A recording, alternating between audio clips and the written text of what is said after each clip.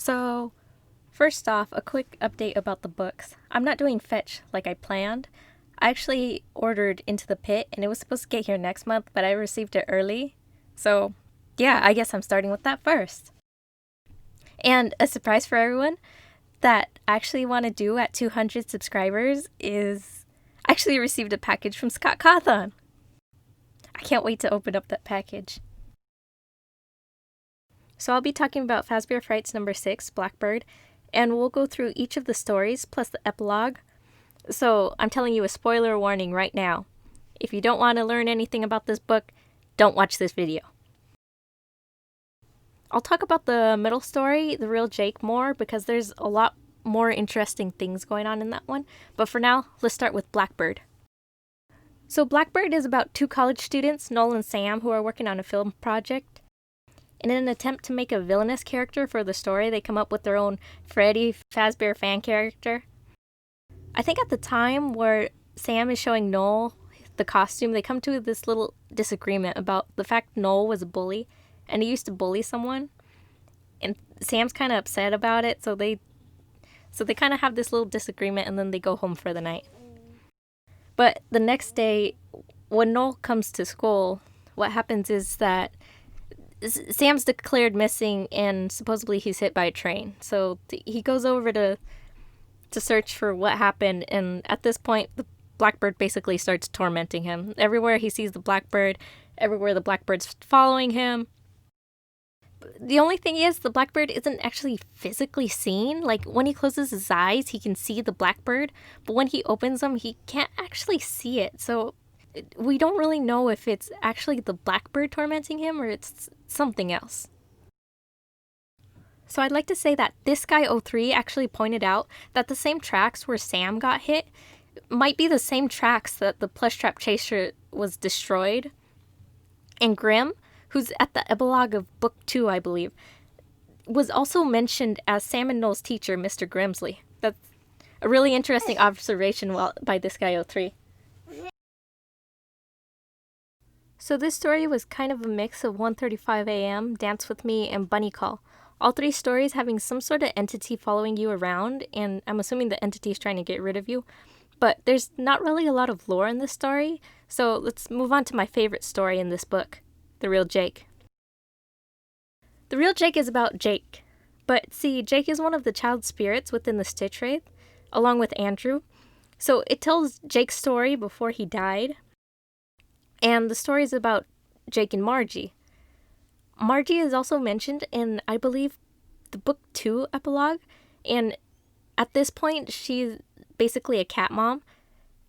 And has already taken over the house. And I believe it's not long after the events of this story. But the cabinet is filled with strange markings and such. I actually believe that Margie made those markings herself, especially because she's known to have markers on hand. Just looking at it that way. So Jake has a tumor in his frontal lobe. And the tumor basically blocks the CNS, which is the central nervous system, the brain, and the spinal cord. And this kind of explains why he has paralysis of the body, headaches, double vision, and even mood swings sometimes. Of course, he does die at the end of the story because, as I said, he's a spirit within the Stitch Wraith.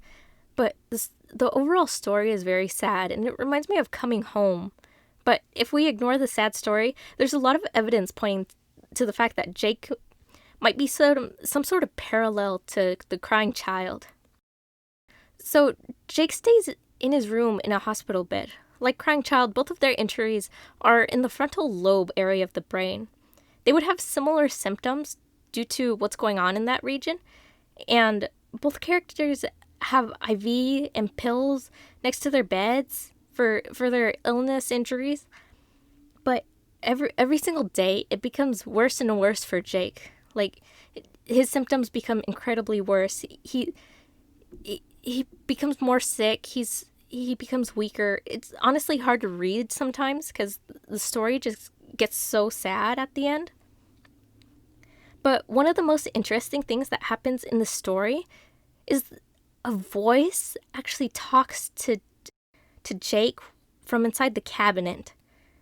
And this voice calls himself Simon. And Simon tells Jake only to tell him what happened during the day, but he can only tell the stories of what happened to healthy Jake, the real Jake. So over the course of the story, you actually learn that Simon is Evan, Jake's father in disguise, who's trying to cheer up his son, because at this point, Jake's just so sick and so tired. He just wants something to cheer him up. A good point that, again, this guy 03 made is that Evan is a soldier and might kill people because of his job, which is a similar parallel to William Afton, who we know as the murderer of the missing children. And Jake's mother is also already dead at the beginning of the story, which is similar to Miss Afton, who never is really mentioned in these games. So moving on, Margie, who's Jake's nanny, and the one who spends most of the time with Jake, is kind of an artistic caretaker. She makes shirts, she makes plushes, but she creates two important toys. So one's a baseball bat that Jake always sleeps with, named Bodie, I think, and the other doll is based on the conversations that Jake has with Simon, who's actually Evan. So this doll that Margie made is hidden within this cabinet with the speaker that Simon talks out of. Simon tells Jake that once he's well enough, he can walk up and open the cabinet, and surprise, there'll be a plush there waiting for him of all his adventures and such. It's honestly a nice little gift for him, but this will be important later on in the story. So, one thing that I noticed about this story is that at one point, Jake tries to escape with his friend out of the window, which sounds very similar to the Midnight Motorist game, especially when Orange Guy goes and tries to sneak into, I'm assuming, his son's room. And when he looks in the back of the house, he found that his son is actually missing. Like, he's escaped with his friend. So in Midnight Motorist, the assumed-to-be son escapes out of the window with his friend to go to the Fazbear's restaurant. It seems really strange because Jake tries to escape out of his window with his friend to an arcade. It just parallels too close to be a coincidence. So at the end of the book, one thing I keep questioning is that someone or something was in Jake's room the one night Simon was missing because Evan had died. Margie heard whispers but decided not to go into Jake's room as to not really disturb him. But the next day, Jake dies, and basically the EMT people and Margie and her friend, I forgot her name, Gillian, I think. So there's 5 of them in the room staring at Jake's body. But it just seems strange. 5 pairs of eyes, 5 people. A parallel to perhaps Candy Cadet's story in Pizzeria Simulator. So at this point in the story, which is the end, the doll in the cabinet is now gone, perhaps to soon become part of the Stitch Wraith, which I in fact assume is the head of the Stitch Wraith because it is known for having dark markings and almost looking like some sort of child creation. So now let's move on to the final story. So the final story is Hide and Seek, which is about Toby. And Toby works at the Freddy Fazbear's restaurant, but he competes in his spare time at the arcades to try to beat his older brother's high scores. So a new game opens featuring Bonnie, and Toby wants to get his hands on it before his older brother Connor has a chance. So Toby plays the game trying to find Bonnie, a cat out, in multiple hidden places. He basically sprints over again and again to try to catch Bonnie in the act. After he loses over and over again, he decides to cheat, which is making wood blocks to cut off the path of the rabbit, and even grabbing a chain at one point to try to lock him in place. Bonnie still wins, and he gets so upset he decides to destroy the game. Like, he absolutely demolishes the whole game. So he has a weird dream where someone's sewing something onto his back. And when he wakes up, a big old shadow Bonnie is in the place of where something was sewn on. And this Bonnie shadow, Shadow Bonnie, keeps getting bigger the more Toby tries to compete with his brother. So he tries to get rid of it multiple times. He tries to scrub it off. He tries to burn it off. He tries to drown it off. But nothing works. And even his friend, I believe Tabitha, is like scared he's trying to hurt himself. So she actually ends up talking to him. So Connor at one point beats up Toby, and I kind of found him a jerk at first, but at the end of the story, he apologizes to Toby and is like, alright bro, you win. I'll stop being so obsessed with being the champ. And Toby finally understands how to get rid of the shadow. So he makes his way back to Freddy's to get rid of the shadow by finally just giving up and saying it's okay to lose sometimes. Which is what I thought would happen. But of course, this isn't how it ended. So he continues to play the game. And he ends up piercing his organs by throwing his back to the broken pegs of hide-and-seek game. This does release Bonnie, but really? Well, his boss is sure going to find a surprise waiting for him. So as I said before, Toby does work for Freddy's, which is the first time in a book where a main character works at one of the restaurants. I believe the other time someone actually worked for the company was Stanley from Room for One More, but he didn't actually work in an arcade. So the restaurant itself sounds pretty huge. A bowling alley, an arcade area, laser tag, plus the restaurant area to eat. The Chuck E. Cheese I go to actually only has like 20 games plus the stage. It just sounds like a very big place. Unless all other Chuck E. Cheeses are like that and I just have a small Chuck E. Cheese. So the shadow does give me some questions. Toby's obsession led to his demise, just like William Afton. So Jess Cameron Reading said Remnant might be attached to the game because of Toby's anger and obsession of just wanting to be the winner. And that this story very much explains what's going on with Vanny. And I explained that maybe it's a spiraling feeling that leads one to lose themselves. So let's talk about that. Toby is similar to Vanny, both trying to figure out what is stuck to them. But the more they fight, the more this shadow takes control of them. So if you have the mobile port of Help Wanted, you can access this game through a glitch called Princess Quest. And in Princess Quest, the princess walks around lighting lanterns around the area. At the end of the minigame where you light all the lanterns, you actually end up fighting, I guess, Glitch Trap. He even says, I always come back. So I'm assuming that the princess is actually Vanny, or the security girl Vanessa. So, like Princess Quest, Toby runs all around the room in search for Bonnie, hitting buttons and looking for it, just kind of like the way the princess looks around, trying to find the lanterns.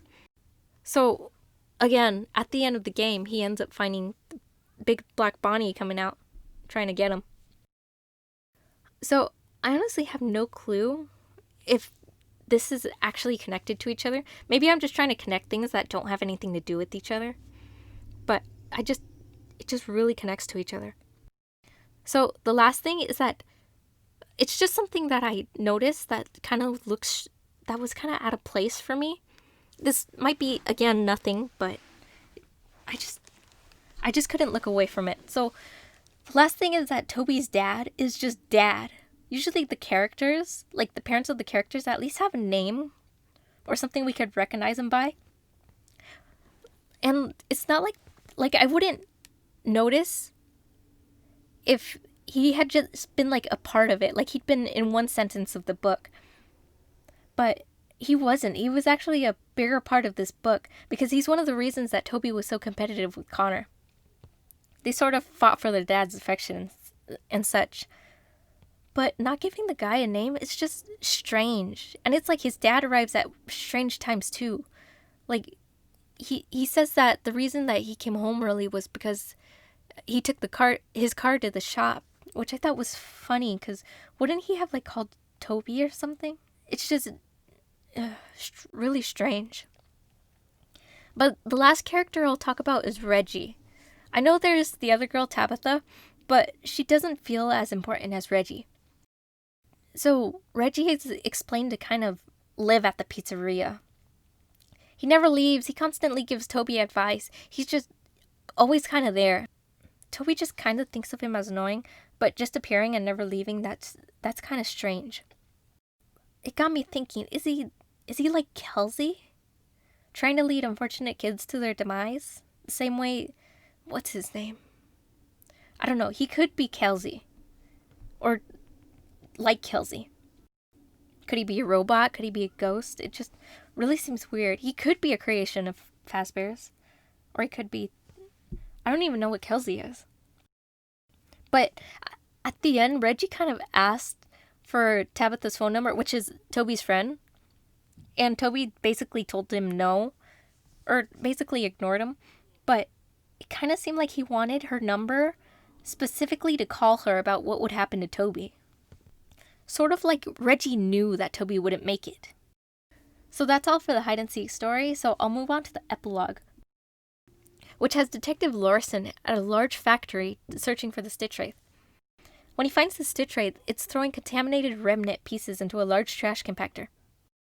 So Andrew and Jake, both a part of the Stitch Wraith, have this argument about Larson being there, and then they throw themselves into the compactor, and everything sort of seems fine as Andrew and Jake ascend upward because of Jake's good memories, but an arm grabs onto Andrew's foot and drags him back down. So Larson is watching all this happen, and he describes it as a bright light, kind of like the remnant described in the Fourth Closet book. So Andrew and Jake try to fight this crazy hand, but once Jake realizes Andrew can't escape, he takes Andrew's place and is taken to the heap of junk below him, which is all the remnant contaminated pieces. So the person who grabs Jake, and Jake himself, fuses with all the metal underneath them, and this thing turns into a giant rabbit creature, like a giant monstrous metal rabbit creature. So Jake's actually, I think, spit out of the side of the creation. It takes pieces with him. The thing keeps on growing and keeps creating itself. Eventually Larson makes his way out, but is followed by Afton, which is the giant creature. And we don't really hear what happens to Jake, we just know he's spit out. And this factory seems very familiar to 1:35 a.m. Could this be the place that Delilah decided to seal her fate? I think it might be. Could have all the agony-infused metal parts fused to Afton because he's basically agony-filled? Also, where did William come from? He might have been in one of the pieces, or he could have been in the Stitch Wraith. I honestly don't know. But is this the same factory where Afton died in Bunny Call? Where Arthur had taken him to?